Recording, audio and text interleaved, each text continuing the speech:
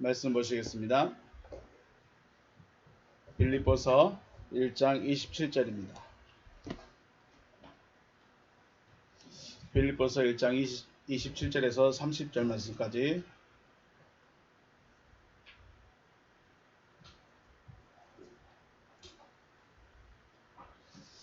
우리 천천히 같이 한번 읽어보겠습니다. 시작. 오직 너희는 그리스도의 복음에 합당하게 생활하라. 이는 내가 너희에게 가보나 떠나 있으나 너희가 한 마음으로 서서 한 뜻으로 복음의 신앙을 위하여 협력하는 것과 무슨 일에든지 대적하는 자들 때문에 두려워하지 아니하는 이 일을 듣고자 함이라. 이것이 그들에게는 멸망의 증거요 너희에게는 구원의 증거니 이는 하나님께로부터 난 것이라.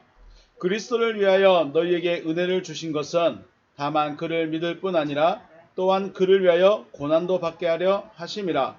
너희에게도 그와 같은 싸움이 있으니 너희가 내 안에서 본 바요 이제도 내 안에서 듣는 바니라. 아멘. 그리스도 복음에 합당한 생활은 도시에서의 삶입니다. 도시에서의 생활, 그 지역에서의 생활을 모범적으로 좀 인도자적인 입장에서 생활을 하라 이렇게 말하고 있습니다. 먹고 마시는 것에 한정된 것이 아니라 생활 자체가 법을 지키고 또 모범적인 삶을 사는 것이죠. 물론 모범적인 삶을 살려고 한다면 믿지 않는 자들도 비판하는 그런 생활을 하지 않는 것이 어쩌면 당연할 것입니다. 모범적인 생활이라는 것은 믿는 자든 믿지 않는 자든 칭찬을 받을 수 있는, 그래서 안디옥 교회에서 처음으로 그리스도인이라는 말을 들었을 때 사람들이 그랬죠. 저들이 그리스도인들이구나. 저들이 그리스도들이다. 라고 이제 칭찬을 하게 되겠죠. 그런데 이런 생활을 하게 되면 대적하는 자들이 있을 거라고 말씀합니다. 1장 28절 말씀하니까 그러니까 지금 그리스도 복음에 합당한 생활을 하라 이렇게 권하고 있고 명령하는 것은 두 가지가 있습니다. 서로 협력하고 있다. 빌립보 교회 성도들이 지금 협력하고 있다는 그 소식과 대적하는 자들 때문에 두려워하지 않고 열심히 담대하게 생활하고 있다. 이 두 가지를 듣고 싶은 것이죠. 그러면 이 두 가지, 협력하는 삶 그리고 대적자들을 향해서 담대한 삶을 살고 있는, 담대한 삶을 살기 위해서는 그리스도 복음에 합당한 생활을 하는 것이 맞다라고 말하고 있습니다. 28절 무슨 일이든지 대적하는 자들 때문에 두려워하지 아니하는 이 일을 듣고자 한다. 두 가지죠. 27절의 후반부에 나오는 협력하는 일, 그리고 대적하는 자들 때문에 두려워하지 아니하는 이 일, 두 가지를 바울은 지금 듣고 싶은 것입니다. 성도들이 그냥 교회 생활 열심히 하고 있습니다. 잘하고 있습니다. 믿음 좋습니다. 이런 말 듣는 정도가 아니라 서로가 협력하는 삶. 협력하는 삶이라는 것은 어른의 걸음걸이와 아이의 걸음걸이, 많이 깨달은 자와 적게 깨달은 자, 앞서간 자와 뒤서간 자가 같이 발을 맞추는 것입니다. 이게 협력이라고 그랬죠. 이게 협력의 모습일 것이고, 두려워 또 대적하는 자들이 또 있습니다. 원어를 좀 보시면 카이메 푸티로메노이, 여기 보시면 두려워하다라는 말인데 수동태입니다. 수동태예요. 그러니까 두렵게 하는 거예요. 누군가가 너희를 두렵게 한다. 메데니를 같이 수거처럼 보시면 무슨 일에든지, 어떤 일에든지 이렇게 됩니다. 메데니가 이렇게 같이 있으면 아무 일에든지라고 되어 있는데 무슨 일이든지 히포톤 안티케이메논, 대적하는 자들. 안티케이메논, 대적하는 자들이죠. 대적하는 자들을, 무슨 일이든지 너희를 대적하는 자들 아래에서 두려워하지 말라. 매니까요. 헤티스, 그것이 바로 아우토이스 맨 에스틴, 저들에게 확실한 것이다. 엔데익시스, 내적 증거입니다. 내적 증거, 아폴레이아스, 멸망의 내적 증거다. 그러니까 너희를 대적하고 있다. 너희들의 반대편에 서 있다는 것 자체가 뭐예요? 멸망의 내적 증거예요. 무서운 말이죠. 만약에 반대편에 서 있는 사람들이 들었다면 기분 좋을까요? 안 좋을까요? 기분 좋을 수가 없어요. 너희는 내 말 잘 들었으니까 구원받은 증거고 이 사람들을 핍박하고 있는 저들은 멸망의 증거로 핍박을 하고 있다는 거예요. 여러분들 핍박받고 있습니까? 내가 고통받고 있다고, 나를 핍박하고 있다고, 아 당신은 멸망의 사람이야, 이렇게 말하면 안 되겠죠. 우리는 그렇게 말하면 안 됩니다. 그렇게 말하려면 아니자, 주님의 마음을 갖고 있다면, 주님이 되어졌다면 절대 그렇게 말할 수가 없는 거죠. 그러나 지금 바울은 빌립보 교회 성도들에게 분명히 뭐가 있을 것이다? 대적하는 자들이 너희를 괴롭게 할 것이다. 대적하는 자들이 반드시 너희를 괴롭게 할 것이다. 그런데 그것 때문에 두려워하지 말라는 거죠. 그것으로 인해서 걱정하지 말라는 것입니다. 왜냐하면 너희들은 지금, 그럼 이 너희들이란 대상들이 누구예요? 그리스도 복음의, 바울의 복음을 듣고 작은 바울이 되어진 자들. 그렇죠? 바울의 입장에서는 자기와 똑같은 알곡들이기 때문에 이 알곡들을 핍박하는 자들은 왜 핍박할까요? 다르니까 핍박하는 거예요. 어쩔 수가 없어요. 다르니까 핍박하는 거예요. 이 페이지 보시면 힘인 너희에게는 그러나 너희에게는 소테리아, 이것이 소테리아인데 앞에가 뭐가 빠졌을까요?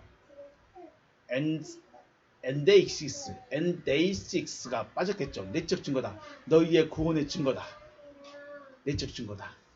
카이 투토 아포 데우. 그리고 이것은 하나님께로부터이다. 자, 신앙생활 하는 데는 대적자를 뭐라고 하냐면 반대편에 서 있는 자들입니다. 왜? 교회 안에서, 만약에 교회 안에서 다툼이 있고 분쟁도 있을 수 있어요. 그건 대적자들이 아니죠. 대적자들은 뭐예요? 내가 서 있는 반대편에 서 있는 자가 대적자입니다. 하나님 편에서 볼 때 대적자는 누구예요? 마귀예요. 나하고 감정 싸움이 있고 나하고 싸우고 있다고 내 대적자가 아닌 거예요. 내 믿음, 하나님 편에 서 있는 내 믿음과 반대편에 서 있는 그 사람이 대적자예요.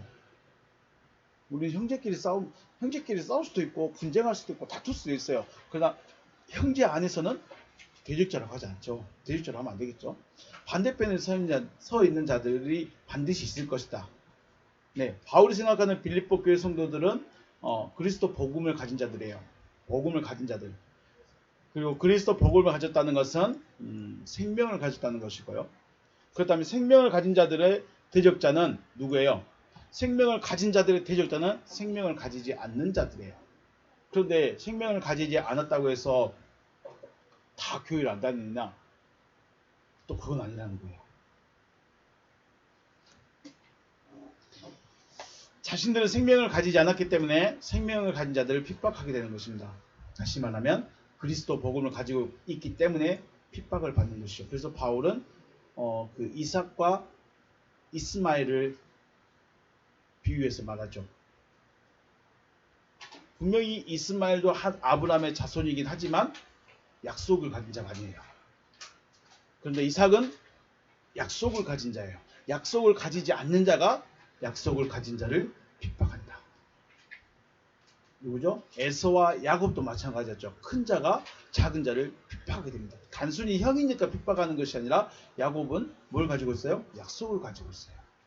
에서는요? 약속이 없어요. 약속이 없는 자는 약속이 있는 자를 반드시 핍박하게 되어 있어요. 그 핍박이 이제 어떤 형태로 어떤 모습으로 나타날지 우리는 준비를 해야 되는 거죠. 그렇다면 이것은 생활의 문제가 아니라 신앙의 문제입니다. 그래서 같은 여호와 이름을 부르고 있고 같은 예수를 부르고 있지만 생명을 이야기하는 사람이 있을 수 있고 생명이 아닌 것을 이야기하는 사람들이 있을 수 있다는 거예요.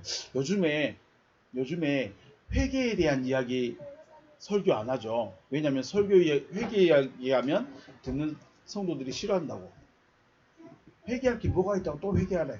어젯밤에 내가 놀러 갔다 온 거 어떻게 알았지? 그래서 회개하려나 봐. 그래서 사람들이 싫어한다고 하는 회개에 대한 설교를 안 한다고 그러시죠. 앞에서 말씀드렸듯이 에서와 이삭과 이스마엘은 똑같은 아브라함의 아들들이에요. 그런데 생명을 약속을 가진 자가 약속을 가지지 않는 자가 약속을 가진 자를 반드시 핍박하게 됐다. 또 이삭의 아들 야곱과 에서. 야곱은 약속을 가졌고 에서는 약속을 가지지 못했습니다. 그래서 핍박합니다. 핍박하고 싶어서 핍박한 게 아니라 그냥 미웠나 보죠. 그래서 지금 우리는 이제 생명에 대한 이야기를 해야 될 때입니다. 지금까지 우리는 신앙생활하면서 예수로 다 왔어요. 맞아요. 예수는 반드시 필요해요. 예수는 반드시 있어야 돼요. 그런데 그 다음은요. 지금 지난 어디죠? 히브리서 이야기할 때 그랬죠. 우리가 왜 어린아이들은 의의 말씀을 경험하지 못한 자들이다라고 말했느냐. 왜 다 하나님의 말씀을 듣고 있는데 다 하나님의 말씀을 듣고 있고 설교를 듣고 있는데 왜 히브리서에서는 어린아이들을 의의 말씀을 경험하지 못한 자들이다라고 말을 했을까? 네, 그런 것들을 우리가 고민하고 생각해 봐야죠.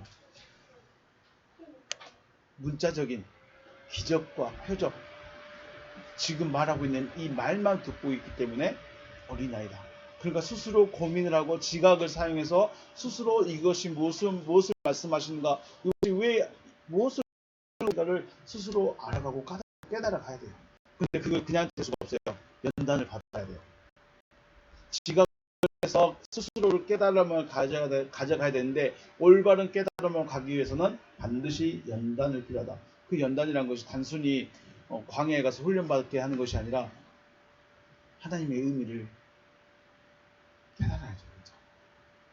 그 기준에 의해서 나와야 되지, 이건 하나님이 이렇게 말하는가 보다 하면서 스스로 믿음을 정해버리면 안 된다는 거예요. 개인적으로는 그래서 저는 큐티라는 것에 대해서 경건의 생활은 참 좋은 의미인데 기준이 없어져 버리면, 그것이 굳어져 버리면 믿음이 돼버리기 때문에 저는 그렇게 찬성하지는 않습니다. 물론 이제 좀 신학적인 부분과 성경적인 부분이 그런 사람들과 같이 모여서 한다면 또 이야기가 다를 수 있겠죠. 중요한 것은 이제는 생명을 이야기하는 사람과 생명이 아닌 것을 이야기하는 사람으로 나눌 수 있다는 거예요. 지금 일반적으로 우리가 생명을 얻기 위해서 하나님의 이름을 부른다라고 말하면 다른 사람들 대부분 어떻게 생각할까요? 나 살아있는데, 나 생명 가졌는데, 나 예수 믿고 있으니까 생명 얻은 건데 라고 이야기하지 않을까요? 생명을 이야기하는 사람들은 그래도 주님께서 무엇을 말씀하시는지 그 의미를 깨달은 사람이라 할 수 있는데, 생명이 아닌 것을 이야기하고 있다는 것은 하나님을 뭘 주는 사람? 뭘 주는 신?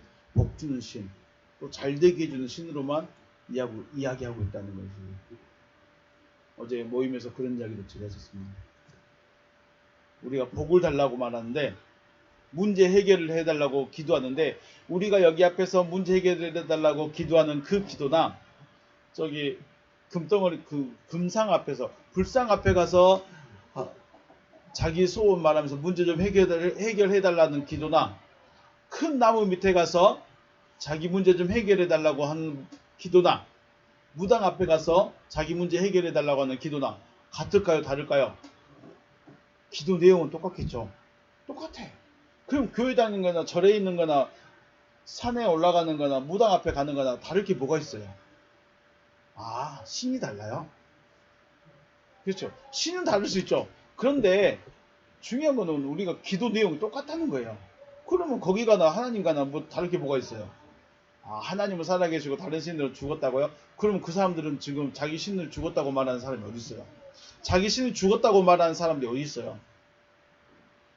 우리도 하나님의 실체를 모르잖아요. 하나님을 만나본 적이 없잖아요. 그러니까 사람들이 볼 때 저 형체도 없고 아무것도 없는 저 교회 가는 것보다 차라리 불상 앞에 가는 게 낫다. 그래, 불상은 뭔가 좀 형체가 보이니까 형체가 없는 무당한테 가자. 사람들이 그런 거죠. 하나님을 복 주고 문제 해결해 주고 잘 되게 해주는 그런 신 정도로만 여겨서는 안 된다는 거죠. 그런데 지금 대부분 그렇게 이야기를 하고 있죠. 예수님의 설교 중에서 이렇게 하면 하나님께서 복 주실 것이다 라는 설교가 어디에 있을까요? 예수님께서 야 너희들 제사 한번 잘 드려봐, 예배 잘 드려봐, 그럼 너 복 줄 거야, 문제 해결해 줄 거야, 어려움을 풀어줄 거야, 평안하게 해줄 거야. 그런 설교, 예수님의 설교 있을까요 없을까요? 바울 서신 중에서도 너희가 이렇게 하면 하나님이 돈을 많이 줄 것이다, 아니면 이렇게 하면 하나님이 문제를 풀어줄 것이다, 이렇게 하면 너희들이 잘 될 것이다, 그런 거 있을까요 없을까요? 저기 절에 가면 불공을 잘 드리면 자녀가 잘 된다고 그래요. 점쟁이한테 가면 구술을 하자고 그래요. 그러면 문제 해결될 거라고. 주님도 그렇게 말씀했을까요? 야 너희 100일 금식 기도해봐. 100일 금식은 너무하네요.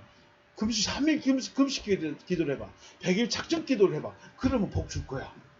그런 예수님의 설교가 있었을까요? 물론 영적인 복과 육적인 복을 또 구분해서 말씀을 드리는 것입니다. 주님의 말씀 중에 나오는 복은 생명을 얻는 자를 복된 자, 복을 얻은 자, 복 받은 자라고 말합니다. 주님이 말씀하는 복은 뭐예요? 생명을 가진 거예요. 생명을 얻은 그 사람, 그가 복된 자라는 거예요. 그 사람 자체가 복이라는 거예요. 마태복음 5장 10절 말씀에 의를 위하여 박해를 받는 자가 복이다. 복이 있나니가 아니라 복이다예요. 의를 위하여 박해를 받고 있는 그가 복이다. 왜냐하면 그들이 천국이기 때문에. 천국이 그들의 것이기 때문에. 그런데 여기 우리가 보면 위하여라고 말하는 헤네켄이라는 말이 뭐뭐 때문에라고 사전적으로는 나와 있습니다. 우리는 위하여라고, 그러니까 내가 하는 모든 것들이 주님을 위해서 하는 것이다 라고 생각하고, 핍박을 받고 조롱을 받고 고난을 받고 어려움을 당하는 것이 주님을 위하여 내가 고난받고 핍박받고 어려움받고 있습니다 라고 참고 견디는데, 실상은 때문에입니다. 주님 때문에 박해를 받아야 돼요. 말씀 때문에 박해를 받아야 돼요. 때문에 박해를 받는 것과 위하여 박해를 받으면, 의 때문에 박해를 받는다는 것은 내 의지와 내 것과 상관이 없는 거예요. 그런데 의를 위하여 박해를 받는다 그러면은 내가 박해를 받기 위해서 내가 들어가 버리는 거예요.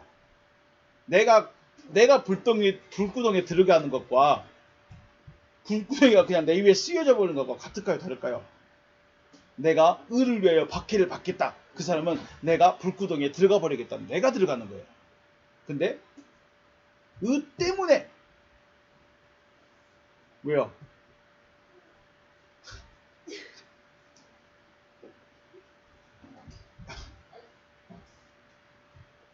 의 때문에 괜히 여기까지 막 뇌리에 나오잖아요. 뇌리에 생각나잖아요. 의 때문에 박해를 받는 것은 불덩이가 나에게 떨어져 버리는 거예요. 같은가요? 다른가요? 네, 다릅니다. 자, 분명한 것은 의의 말씀 때문에 박해를 받게 될 것이다. 왜냐? 너희는 그리스도 복음을 가진 자들이기 때문에. 그리스도 복음을 가진 자들은 뭐를 받는다?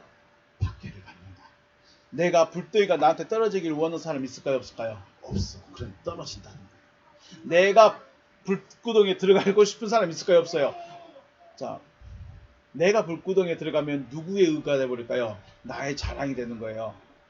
내 자랑이 되는 거예요. 근데 불덩이가 나한테 떨어져 버리면 나의 자랑은 없는 거예요. 자, 다시 거꾸로 말하면 의의 말씀이 아니면 박해를 받지 않는다는 거예요. 설교 잘하시는 분들 진짜 많아요.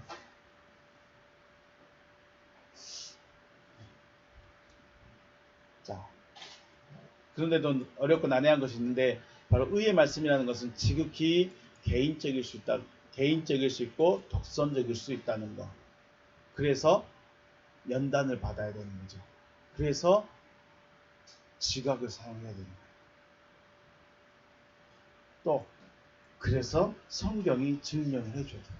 내가 말하고 있는 것에 대해서 지금 생명이라고 말하고 있는 그 말에 대해서 누가 증거를 해줘야 돼요? 누가 증명을 해줘야 돼요? 성경이 증명을 해줘야 돼요.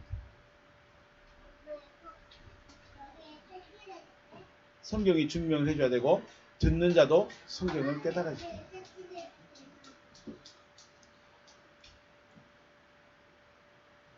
대적자의 대적을 두려워하지 말라는 것이죠. 왜냐하면 그것이 바로 너희가 구원을 받은 증거다. 대적자가 있다는 것, 너희를 대적하고 있다는 것, 그건 뭐다? 너희가 구원을 받았다. 혹은 너희가 그리스도인, 그리스도가 되어졌다. 너희가 생명을 가진 자들이 되어졌다. 너희가 하나님의 아들이 되어졌다. 너희가 약속이 이루어진 자가. 그러니까 구약 시대 때는 약속을 가진 자들이지만 가진 자들 하다못해 예수 시대까지 사도 시대까지 예수 시대까지도 뭐예요? 예수 시대까지도 약속을 가진 자들이에요. 그런데 예수 부활 이후에는요 약속이 성취된 자들이죠. 이게 다른 거예요. 이제 내가 구원받은 증거, 내가 하나님의 아들이 되어졌다. 그거는 말씀을 인하여서 말씀 때문에 내가 핍박을 받게 되는 거. 그런데 재밌는 게 뭐냐면 그 대적자는 하나님께로 대적자의 핍박이 누구로부터 온 거다? 하나님께로부터 나온 거랍니다. 아포 원어에 다시 보면 투토 아포 데우 하나님께로부터. 하나님께서 왜 자기 아들을 핍박할까요? 왜 하나님께서 이삭을 핍박하게 놔두시고 조롱받게 놔두시고 왜 야곱을 조롱받고 핍박받게 놔뒀을까요? 왜 놔뒀을까요? 29절 그리스도를 위하여 너에게 은혜를 주신 것은 다만 그를 믿을 뿐 아니라 그를 위하여 고난도 받게 하려 하십니다. 허티, 호민 때문이다. 왜냐하면 때문이다. 후민 에카리스데 은혜를 주셨다. 은혜는 받는 거죠. 우리 입장에서는 은혜를 받은 거. 그러니까 주시니까 받는 거. 수동태로 되어 있습니다. 은혜를 주신 것은 더 히페 그리스도 아래에서 은혜를 주셨다. 은혜를 주셨다. 우 모너 토 에이스 아우턴 비스테이. 우 모너는 뿐만 아니라 이렇게 수거처럼 되어 있습니다. 뿐만 아니라 토 에이스 아우턴 비스테오 그를 믿고 알라 타이토 휘펠 펜이 아니라 휘펠입니다. 휘펠 아우토 바스케인 고난도 받게 하려 합니다. 다시 한번 정리하면 왜냐하면 왜 하나님이 고난까지 주셨냐? 왜 약속을 가진 자들이 하나님의 아들 된 자들이 핍박을 받느냐? 왜냐하면 그가 그리스도 아래에서 너희에게 은혜를 주셨고 그를 향하여 믿을 뿐 아니라 그 아래에서 고난도 받게 하십니다. 이렇게 되는데 이걸 조금 더 의역하면 그를 믿게 된 것도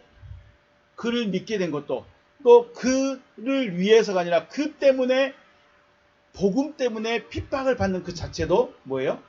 하나님의 은혜라는 겁니다. 은혜는 좋은 건데 뭐 그걸 좋은 거라고 고난이 핍박이 좋은 거라고 우리에게 주셨을까? 네, 하나님의 은혜는 믿음을 준 것도 은혜지만 고난도 우리에게는 은혜다라는 것입니다. 고난이 어떻게 은혜가 될 수 있을까요? 왜 고난을 은혜라고 할까요? 예수도 십자가 앞에서 뭐라고 기도했습니까? 이 고난이 지나갈 수만 있다면, 이 잔이 내게서 지나갈 수만 있다면 지나가게 해주십시오 라고 구했죠. 십자가의 죽음이 은혜라고 할 수 있을까요?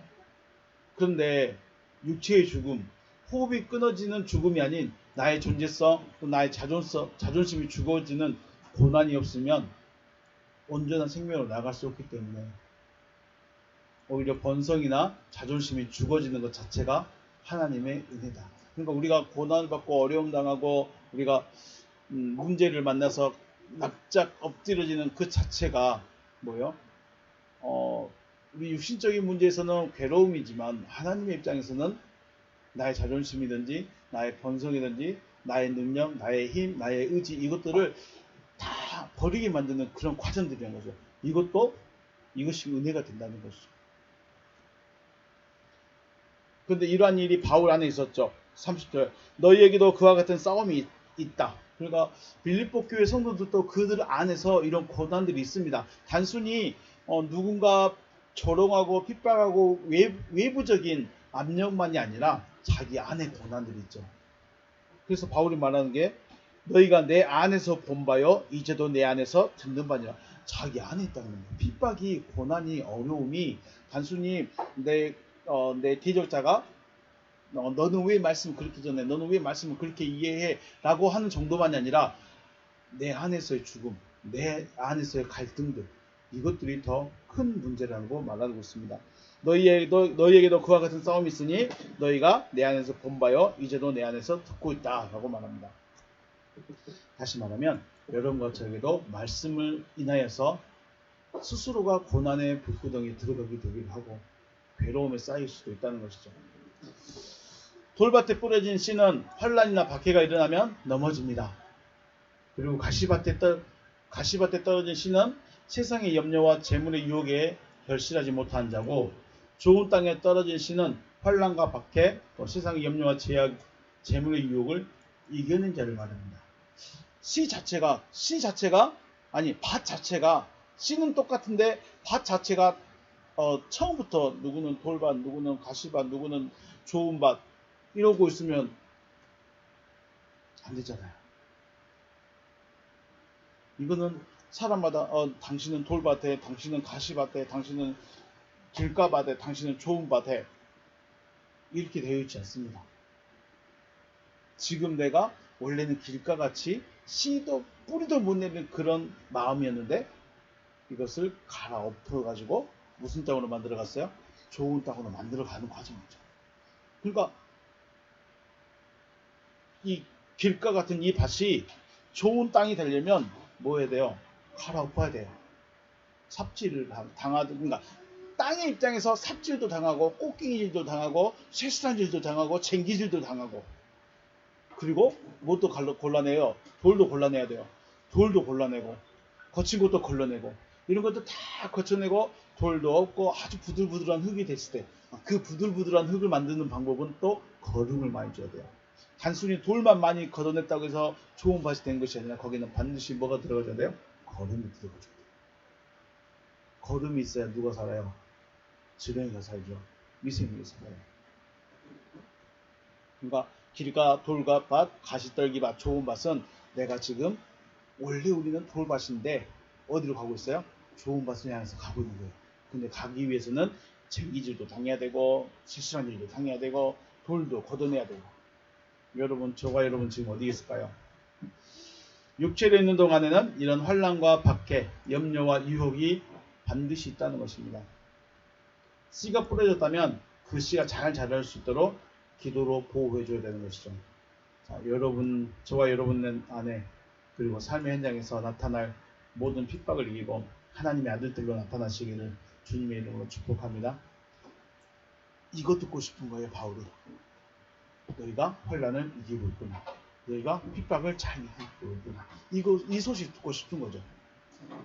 그래서 이 소식을 듣고 싶기 위해서 위로해 주는 말이, 너에게 은혜를 주신 것은 다만 그를 믿을 뿐 아니라 고난도 깨하려 합니다.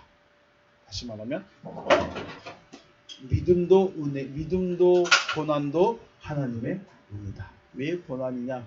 왜 고난이죠? 나를 좋은 땅으로 만들어가고 있는 과정.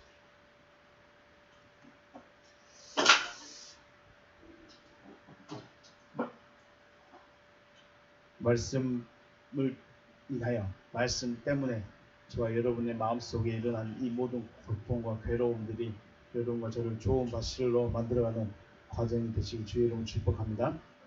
네, 오늘 여기서 마치겠습니다. 수고하셨습니다.